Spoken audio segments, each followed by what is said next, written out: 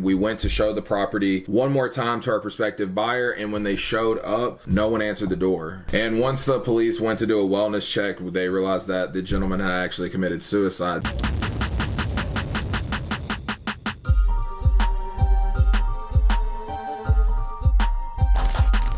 What's up, guys? Welcome back to the channel. My name is Derek, aka Flippingahouse, and if you're new here, we talk real estate, financial literacy, and just how to get better.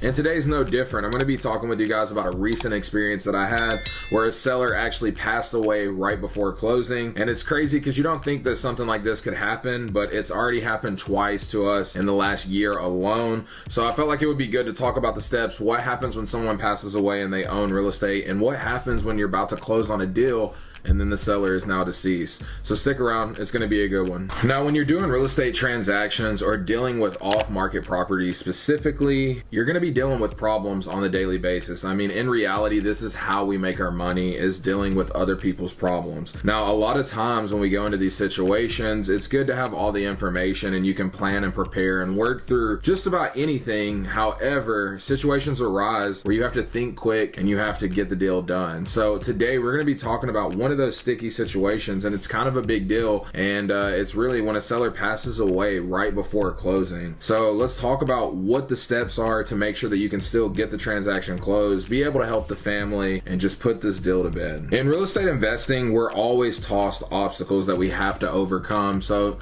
death is really nothing new, and as gruesome as it sounds and as sad as it can be, it's a reality of life that we are all facing. But when you're dealing with a transaction where you could be making a lot of money or potentially helping a family in a situation and someone passes away that you need to sign, you got to know how to overcome that obstacle. And today I'm going to tell you how you can do it and what you need to look out for. So let's talk about it. So oftentimes when people pass away, especially the people that we're dealing with, they're not prepared for what's next or what they're leaving behind to their family or friends that may be involved in these deals. So I think the first place that we need to start is, does the person have a will? Now, if we look on Merriam-Webster's definition of what a will is, it says a legal declaration of a person's wishes regarding the disposal of his or her property or estate after death. So to make it as simple as can be for you guys, a will is just a piece of paper that someone has went and filled out with an attorney and went over all the items that they own and that is in their possession, assets, cars, dogs. I mean, you can name it, you can put whatever you want in a will, and they write this up, and basically it just says when they pass away, this is where these items are going to go. The house is going to go to my child Susie. My dog is going to be watched over by my friend Beth, right? It just details out what's going to happen if that person was to pass away or when they do. Now, a lot of y'all might be thinking, I know what the definition of a will is, but some people may not, and I think it's important to start here because most people that we deal with do not have a will. And honestly, when we're dealing with these fast transactions, a will can even slow you down, as when someone passes away and there's a will in place, you have to probate that person's will. And what that means is they're going to probate, or basically go through the court system and go over this will and make sure that, first off, all the debts are cured when someone passes away, right? My mentor liked to call it filling up the pool. When somebody passes away, we take all their assets, we put it in a pool, and then we drain that pool. And what that means is when we drain it, all those assets are going to the acclimated members or the people that are described in that will of who those things are supposed to go to. So like I said, the house goes here, the dog goes here, but that's basically what it means. And I need you guys to understand that because here in the state of Texas, you don't always have to have a will. And like I said, when someone passes away, it can take a long time because to probate a will, on average, it's going to take around 8 months to a year. I have seen them done in 6 months, but you have to think since COVID, the courts are very backed up. So this is just something to think about, that if you're dealing with a transaction and someone passes away, do you have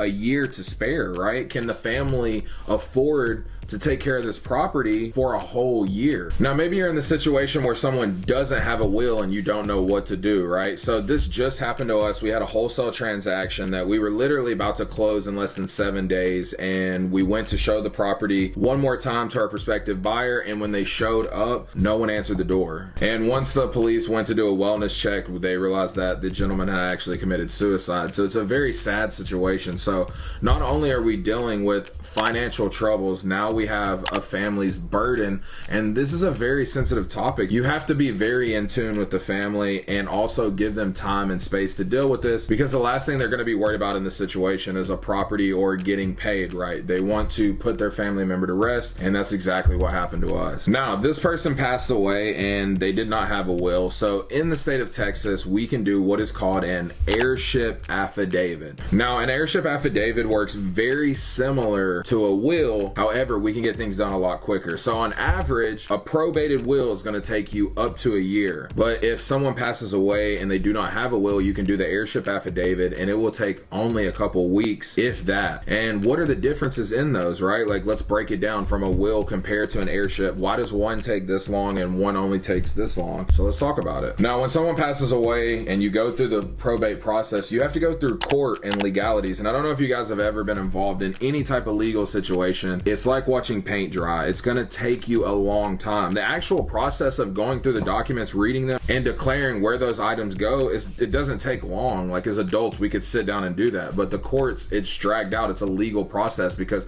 this person is not there to speak for themselves. So it's going to take time. Now, when it comes to the heirship affidavit, similar, we're watching out for the dead person's interest, but however, you have to go through the family members. So it's just basically saying that, yeah, we're doing the same thing as a will, and we still have to go through attorneys. We have to make sure all the debts have been cured and all these things. However, once the green light is given, we can go ahead and close. So the first thing you need to look out for in these situations, or you need to ask these people, if a dead person is involved, the very first question you should ask is there a will in place? Now, once you know there's a will in place, you need to ask them, hey, have we probated that will? No? Okay, this is the process. Now, if they have a will, but they never probated it and a certain amount of years have went by, you will still end up doing an heirship affidavit. So that's why it's critical to ask this question up front so you do not waste time, because we know in these real estate transactions, time is money. So now we know the difference between a will and an heirship affidavit, but you know, if someone dies in the middle of a transaction like they did for us, how do you even know what family member or who gets what, right? Say they don't have a will and you're trying to go the heirship route. This is how it breaks down for us in Texas. Now, you would need to speak with an attorney to see how things are handled in your state, but for us, it typically goes like this. The family tree is here. You have the person who passed away. It will go down, right? Do they have kids? That's the first layer. Now, if they have kids, all those kids will have to be signed off.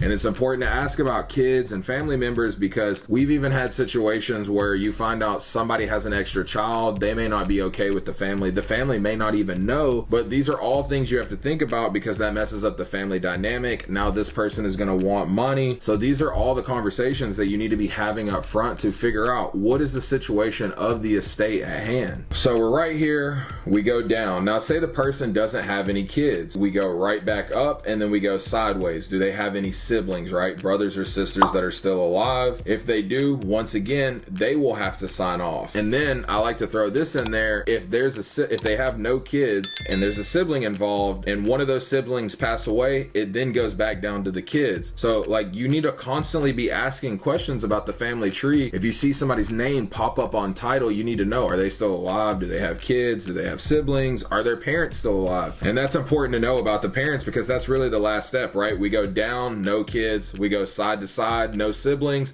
Then it goes up to the parents. Now, most of the people that we're dealing with are elderly or older people, so their parents probably aren't alive. So in that situation, I don't know what happens, to be honest. I haven't ever made it that far. We've always got to the part where it's the siblings or the siblings' kids, and then we go back down.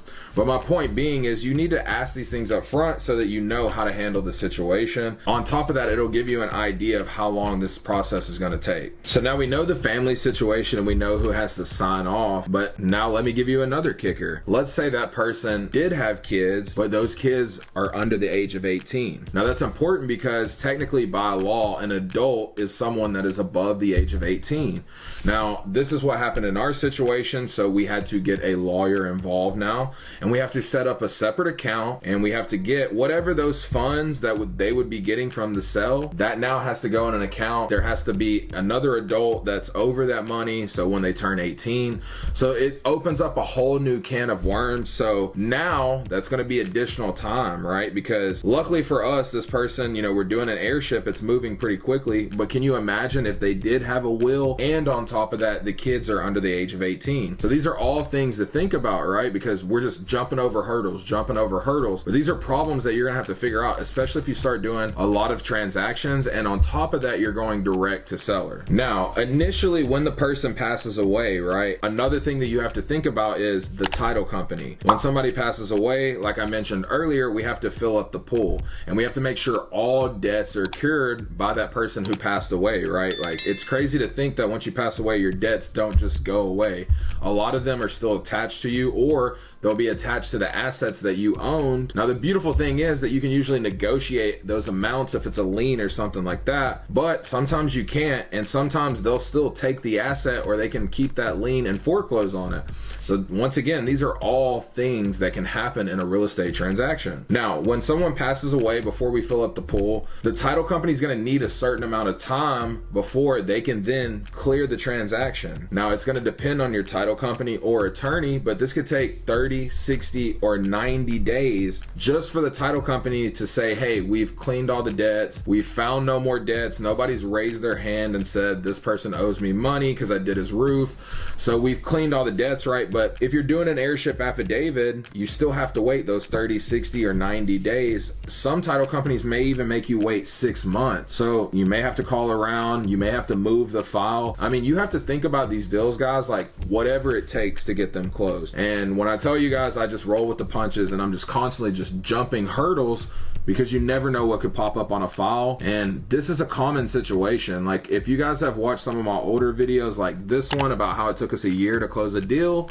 that happened because someone passed away, same thing, a week before he was supposed to sign the closing documents. So just think about this, guys. Learn to overcome. Like I said, you have to be fluid like water and just figure these problems out. But I hope this has given you guys some clarity on what happens when someone passes away, a will versus an heirship, how to deal with that situation, and then note the timelines that are involved. And on average, when someone passes away, I think it's safe to just give yourself a 3 to 6 month time frame, regardless, that deal is just going to die for that long. Now, it's not dead completely, but it's going to be on the back burner, and you can work on it as much as you want, but certain things you just have to wait on the courts or wait on the title company. And I hope this video has been informational for you guys, because dealing with death can be a lot, not only for you as a person who's trying to buy a property, wholesale, or whatever the situation may be, but realize you're in the people business, right? So you're gonna have to deal with this family's emotions, go above and beyond to help them, because at the end of the day, you all have the same goal to get the property closed. But if you made it this far in the video, I genuinely appreciate you. Make sure you like, subscribe, and turn on post notifications, because I'm dropping weekly videos like this. On top of that, make sure you follow me on Instagram and TikTok, as I drop daily content. Until next time, guys, peace.